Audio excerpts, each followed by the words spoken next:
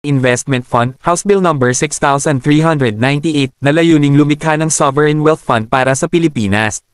Ang panukalang ito ay inspirasyon mula sa mga katulad na pondo mula sa ibang bansa tulad ng South Korea. Noong Pebrero taong 2025, siya rin ang nanguna sa ika-4 na impeachment complaint laban kay Vice President Sara Duterte na nakakuha ng higit pang suporta mula sa mga miyembro ng Kongreso.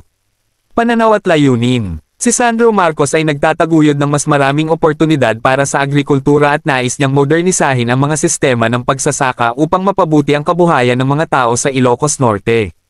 Naniniwala siyang mahalaga ang pakikipagtulungan at konsultasyon kasama ang kanyang mga kababayan upang mas maunawaan ang kanilang mga pangangailangan.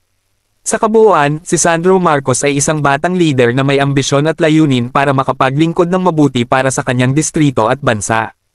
Ang impormasyon tungkol kay Sandro Marcos ay nagpapakita hindi lamang ng kanyang personal na kasaysayan kundi pati na rin ang koneksyon niya sa mas malawak na konteksto ng politika at lipunan sa Pilipinas.